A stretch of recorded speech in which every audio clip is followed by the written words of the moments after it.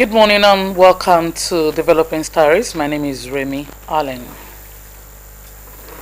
8th State Governor Biodun Oyebanji has assured teachers in the state of improved welfare packages, including consideration of a 65-year age retirement, an upward review of science teachers' allowances and plans to defray outstanding gratuities before the end of his first tenure.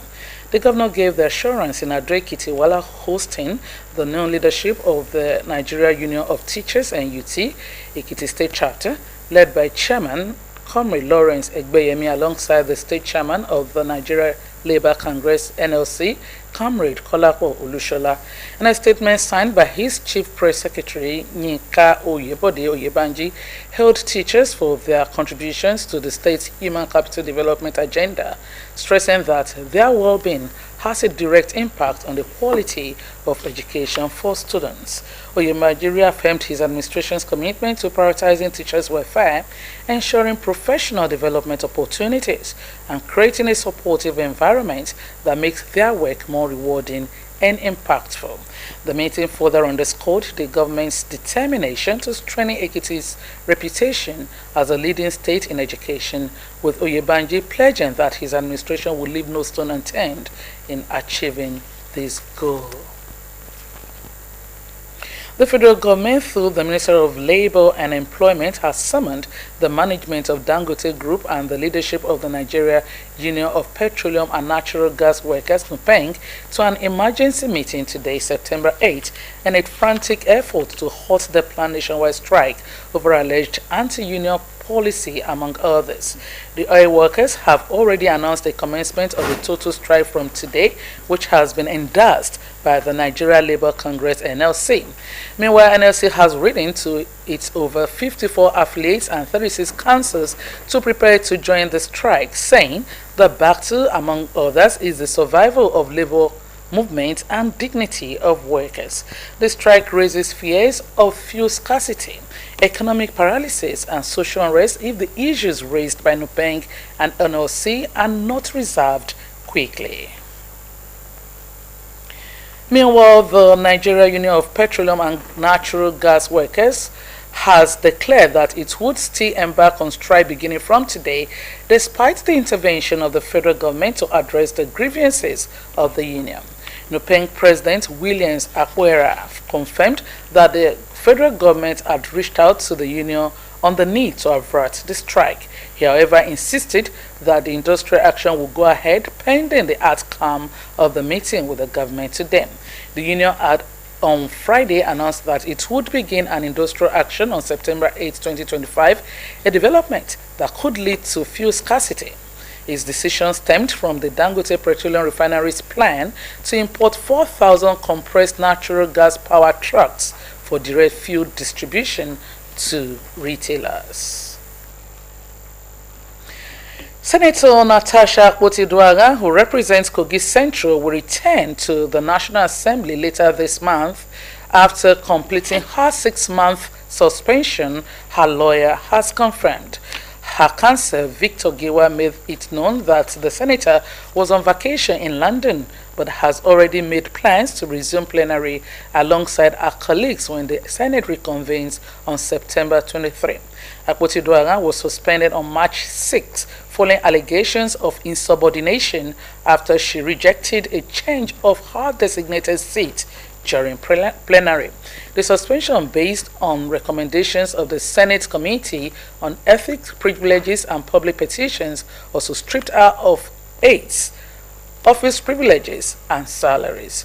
With the expiration of the suspension last Saturday, her lawyer maintained that pending legal disputes would not hinder her return.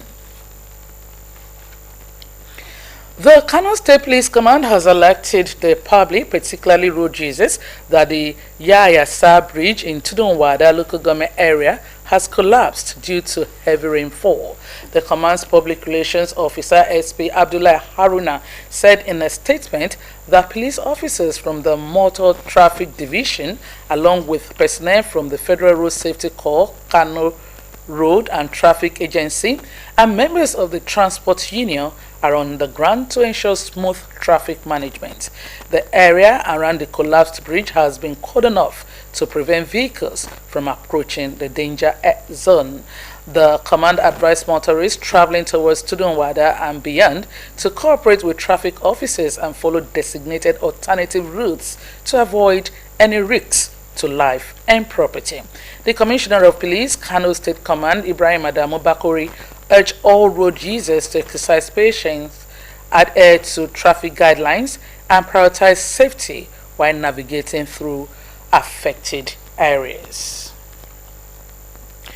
President Bola Tinubu has directed the armed forces to review security operations, including the deployment of advanced military hardware and surveillance equipment to eliminate terrorist groups across the country.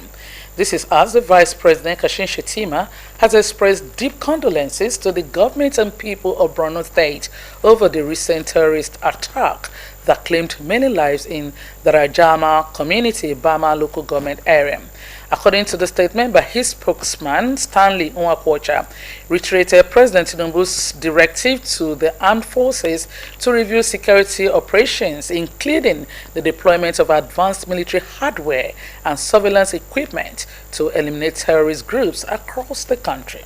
Shettima expressed confidence in the armed forces' capacity to overcome the security challenges facing the state, citing President Tinubu's approval for the acquisition of additional drones and his directive for all security agencies to intensify and review their operational strategies. The Vice President highlighted the federal government's consideration of establishing state police, emphasizing President Tinubu's position that security challenges in some Nigerian states require specialized units that understand local terrain, culture, and can effectively network at the grassroots level. In the meantime, widespread anger and grief triggered the killing of at least 63 people, including 5 soldiers, in a fresh Boko Haram attack in Darajama, a community in Bama local government area of Borno State that are only recently been resettled. The terrorists reportedly stormed the community late Friday night around 10 p.m., riding on motorcycles, opening fire on residents and burning houses, shops, and vehicles. Survivors said the attackers operated for several hours before military reinforcement arrived.